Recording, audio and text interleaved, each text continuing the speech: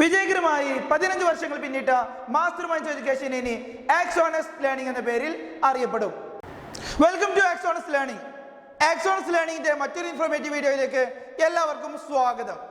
ഇന്നിവിടെ ചർച്ച ചെയ്യുന്നത് 2024 ഒക്ടോബറിൽ നടന്ന പരീക്ഷയുടെ ചോദ്യപേപ്പറും അതിൻ്റെ വിശകലനവുമാണ്. സബ്ജക്റ്റ് വരുന്നത് data entry operation 336, subject code 336. Data entry operation subject code 336. This question paper consist of 24 questions. 24 ചോദ്യങ്ങളാണ് ഈ ചോദ്യ പേപ്പറിൽ ഉൾപ്പെടുത്തിയിരിക്കുന്നത്. അതുപോലെ തന്നെ 7 പേജുകളിലായിട്ടാണ് വരുന്നത്. ആദ്യമായിട്ട് നമുക്ക് ചർച്ച ചെയ്യാനുള്ളത് എന്താണ്? 2 മണിക്കൂറിന്റെ പരീക്ഷയാണ്. ഇത് 2 മണിക്കൂറിന്റെ പരീക്ഷയാണ്. അതുപോലെ തന്നെ 40 മാർക്കിനാണ് ചോദ്യങ്ങൾ വരുന്നത്. മാക്സിമം മാർക്ക് വരുന്നത് 40 ആണ്. എന്നാൽ ടൈം വരുന്നത് 2 മണിക്കൂറിന്റെ പരീക്ഷയാണ്. നമുക്ക് ആദ്യത്തെ ചോദ്യത്തിലേക്ക് കിടക്കാം. പിന്നെ നമുക്ക് വേറൊരു കാര്യം പറയാനുള്ള 2 സെക്ഷൻ ആയിട്ടാണ് വരുന്നത്. സെക്ഷൻ എയും വരുന്നുണ്ട്, സെക്ഷൻ ബിയും വരുന്നുണ്ട്. ആദ്യത്തെ സെക്ഷൻ നമുക്ക് നോക്കാം. Section A. സെക്ഷൻ എയിൽ ആദ്യത്തെ ചോദ്യം വരുന്നത് 1 മാർക്കിന്റെ ചോദ്യമാണ്. എക്സലുമായി ബന്ധപ്പെട്ടതാണ്. ഓക്കെ.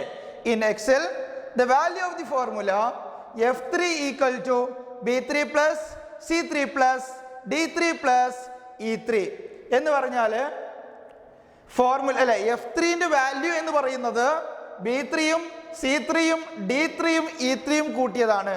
ഇവിടെ വാല്യൂ തന്നിട്ടുണ്ട്, b3ന്റെ വാല്യൂ തന്നിട്ടുണ്ട്, c3ന്റെ വാല്യൂ തന്നിട്ടുണ്ട്, d3യുടെയും e3യുടെയും വാല്യൂ തന്നിട്ടുണ്ട് അല്ലേ. അപ്പോൾ എല്ലാം ആഡ് ചെയ്താൽ നമുക്ക് എന്ത് കിട്ടും? f3യുടെ വാല്യൂ കിട്ടും. അതിൻ്റെ ആൻസർ ആയിട്ട് വരുന്നത് 262 ആണ് വരുന്നത്. ഡി ആണ് ആൻസർ ആയിട്ട് വരുന്നത്. നമ്മൾ ആൻസർ എഴുതുമ്പോൾ 1 ഡി എന്ന് എഴുതിയിട്ട് എന്താണ് 262 എന്ന് തന്നെ എഴുതണം. ഓക്കെ, വെറും ഡി എന്ന് എഴുതിയാൽ പോരാ. ഓക്കെ, ഇനി അടുത്ത ചോദ്യത്തിലേക്ക് കിടക്കാം. എന്താണ്? അപ്പൊ ഇതിന് 1 മാർക്കാണ് കേട്ടോ. രണ്ടാമത്തെ ചോദ്യത്തിനും 1 മാർക്കിന് വരുന്നത് which of the following is a logical operator. Logical operators വരുന്നുണ്ട്. ഏതൊക്കെയാണ് വരുന്നത്? Less than, more than, less than equal to, more than equal to ഒക്കെയാണ് എന്ത് ലോജിക്കൽ ഓപ്പറേറ്റേഴ്സ് ആയിട്ട് വരുന്നത്. ഇവിടെ ഏതാണ് ലോജിക്കൽ ഓപ്പറേറ്റേഴ്സ് ആയിട്ട് വരുന്നത്? ഇതാണ് ഇവിടെ ലോജിക്കൽ ഓപ്പറേറ്റർ ആയിട്ട് വരുന്നത്. ഓക്കെ, ഇനി അടുത്ത ചോദ്യത്തിലേക്ക് കിടക്കാം. മൂന്നാമത്തെ ചോദ്യം വരുന്നത് എന്താണ്? Which of the following is a valid cell reference അഥവാ സെൽ അഡ്രസ്.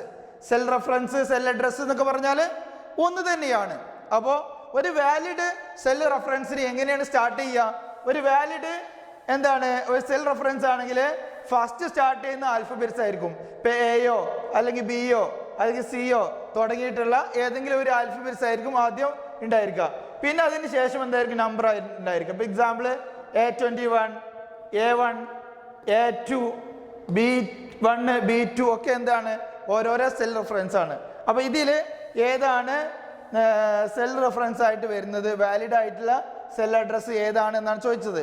25A എന്നുള്ളത് ഒരിക്കലും അല്ല. കാരണം എന്താണ്? ഫസ്റ്റ് നമ്പറാണ് വന്നത്. ഫസ്റ്റ് എന്താ വരുന്നത്? ഫസ്റ്റ് വരേണ്ടത് ആൽഫബറ്റ്സ് ആണ് വരേണ്ടത്. ആൽഫബറ്റ്സ് ഇതിൽ വന്നിട്ടുള്ളത് ഇത് വന്നിട്ടുണ്ട് അല്ലേ, എക്സ് വന്നിട്ടുണ്ട്. പക്ഷേ പിന്നെ വരുന്നത് എന്താ? നമ്പറാണ്. പിന്നെ ആൽഫബറ്റ് വരുന്നുണ്ട്. അങ്ങനെ വരില്ല. എന്താ വരുള്ളൂ? ആദ്യം ആൽഫബറ്റ് വരും, പിന്നെ നമ്പർ വരും, അത്രേ വരുന്നുള്ളൂ. അപ്പോൾ ഇവിടെ ആൻസർ ആയിട്ട് വരുന്നത് ഏതാണ്? A4 ആണ് വരുന്നത്. ഏതാ വരുന്നത്? A4 ആണ് ഇവിടുത്തെ വാലിഡ് സെൽ റെഫറൻസ് ആയിട്ട് വരുന്നത്.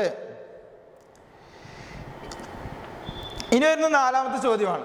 4ാമത്തെ ചോദ്യത്തിൽ വരുന്നത് എന്തൊക്കെയാണ് ചോദിക്കുന്നത്? Which of the following is not a text alignment option. Text alignment option അല്ലാത്തത് ഏതാണ് എന്നാണ്. ഇതെന്താണ്? ലെഫ്റ്റ് അലൈൻമെന്റ് ഒരു അലൈൻമെന്റ് ഓപ്ഷൻ ആണ്.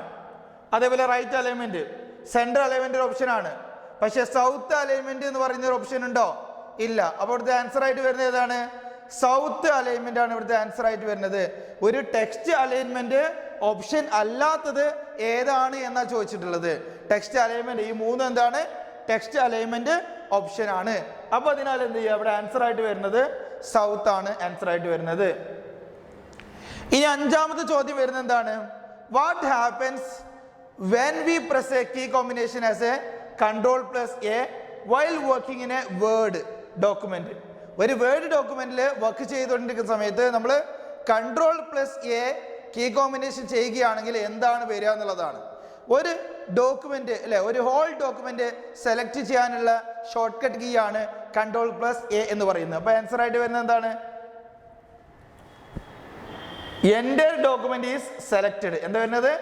എൻ്റയർ ഡോക്യുമെന്റ് ഈസ് സെലക്ടഡ് ആണ് ഇവിടെ ആൻസർ ആയിട്ട് വരുന്നത്. Ctrl+A ഉപയോഗിക്കുന്നത് ഏത് ഷോർട്ട് കട്ട് കീ ആണ്? Ctrl+A എന്ന് പറയുന്ന കോമ്പിനേഷൻ അല്ലെ, കീ കോമ്പിനേഷൻ ഉപയോഗിക്കുന്നത് എന്തിനു വേണ്ടിയിട്ടാണ്? ഒരു ഹോൾ ഡോക്യുമെന്റിനെ സെലക്ട് ചെയ്യുന്നതിന് വേണ്ടിയിട്ടാണ്. അപ്പോൾ ഈ short cut keys very very important ആയിട്ടുള്ള പോർഷൻ ആണ്. നിർബന്ധമായിട്ട് നിങ്ങൾ പഠിച്ചിരിക്കണം. പ്രധാനപ്പെട്ട ഷോർട്ട് കട്ട് കീകളെല്ലാം നിങ്ങൾ പഠിച്ചിരിക്കണം. ഇനി അടുത്ത് വരുന്നതാണ് എന്ത്? ആറാമത്തെ ചോദ്യം. ആറാമത്തെ ചോദ്യം വരുന്നത് എന്താണ്? എക്സലുമായി ബന്ധപ്പെട്ട് തന്നെ ഫോർമുലയുമായി ബന്ധപ്പെട്ടതാണ് വരുന്നത് അല്ലേ. Which of the following syntax for a function is correctly written. ഇവിടെ ഏതാണ് കറക്റ്റ് സിൻടാക്സ്, കറക്റ്റ് ഓർഡർ ഏതാണെന്ന് ചോദിക്കുന്നത് അല്ലേ. ഫംഗ്ഷന്റെ അല്ലെ, ഏതിന്റെ ഫംഗ്ഷനാണ്? സം ആണ് ഇവിടെ കൊടുത്തിട്ടുള്ളത്. ഏതിൽ പ്രോപ്പർ ആയിട്ടുള്ള ഏതാണ്? സാധാരണ വരേണ്ടത് എന്താണ്? ഈക്വൽ ടു സം എന്ന് വരണം. ഇവിടെ ഏത് ഓപ്ഷനിലും ഈക്വൽ ഇല്ല, അപ്പൊ തൽക്കാലം അത് വിട്ടു. പിന്നെ എന്ത് ചെയ്യാ? സം അല്ലെ, സം കഴിഞ്ഞിട്ട് എന്ത് വരണം? റേഞ്ചാണ് കൊടുക്കേണ്ടത്, ഏത് മുതൽ ഏത് വരെ. എന്നിട്ട് ബ്രാക്കറ്റ് ക്ലോസ് ചെയ്യാം. അപ്പൊ ഇവിടെ എന്താ വരുന്നത്? Equal to sum bracket open B3 to F3. ഇതാണ് ഇവിടെ ആൻസർ ആയിട്ട് വരുന്നത്. ബാക്കിയുള്ളതൊന്നും കറക്റ്റ് അല്ല. എങ്ങനെ വരാൻ പാടല്ലോ? ആദ്യം ഈക്വൽ വരണം. ശരിക്ക് ഈ ഓപ്ഷൻസിൽ ഏതും ഇല്ല. അപ്പോൾ ഏറ്റവും സൂട്ടബിൾ ആയിട്ടുള്ള നമ്മൾ എടുത്ത് എഴുതാ ചെയ്യുക അല്ലേ. അപ്പൊ സമ്മ് ബ്രാക്കറ്റ് ഓപ്പൺ ചെയ്യുക, B3 to F3 bracket close ചെയ്യുക. അതാണ് ഇവിടുത്തെ ആൻസർ ആയിട്ട് വരുന്നത്.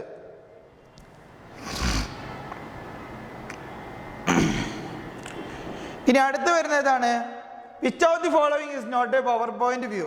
പവർ പോയിന്റ് വ്യൂവിൽ 3 തരം വ്യൂസ് മെയിൻ ആയിട്ട് വരുന്നത് ഏതൊക്കെയാണ്?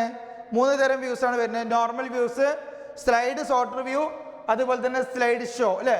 ഇവിടെ ഇതല്ലാത്ത ഏതാണ്? കണ്ടന്റ്. ഇതിലേതാണുള്ളത്? പവർ പോയിന്റ് വ്യൂ അല്ലാത്ത ഏതാണ്? കണ്ടന്റ്. ഡി ആണ് ഇവിടെ ആൻസർ ആയിട്ട് വരേണ്ടത്. ഡി ആണ് ആൻസർ ആയിട്ട് വരിക. ഇനി അടുത്തതൊരു പ്രധാനപ്പെട്ട ചോദ്യമാണ് അല്ലേ. ഏതാ വരുന്നത്? ഇമ്പോർട്ടൻ്റ് ആയിട്ടുള്ള ചോദ്യമാണ്, മനസ്സിലാക്കാൻ എളുപ്പമാണ്, എങ്കിലും എല്ലാ ആളുകൾക്കും ഇത് കൺഫ്യൂഷൻ ആയിരിക്കും. In the question given below there are 2 statements.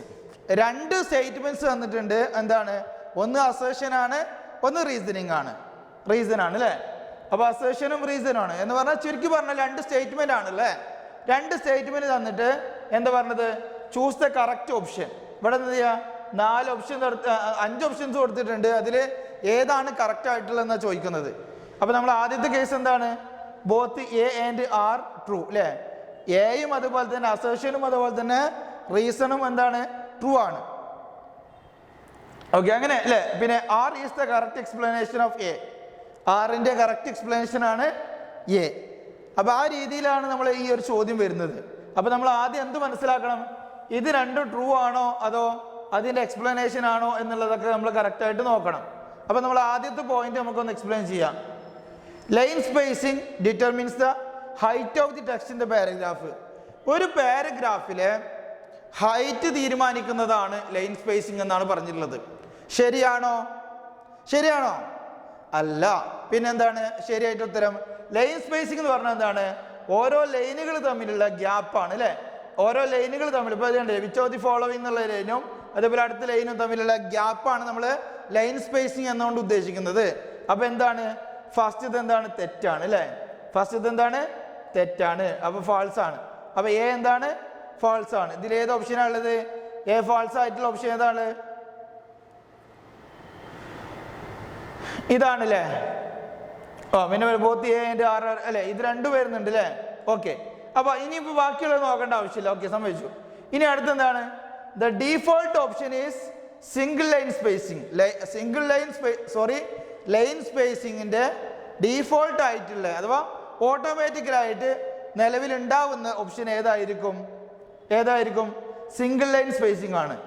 Single line spacing ആണ് ലൈൻ സ്പേസിന്റെ ഡീഫോൾട്ട് ഓപ്ഷൻ എന്നാണ് പറഞ്ഞിട്ടുള്ളത്.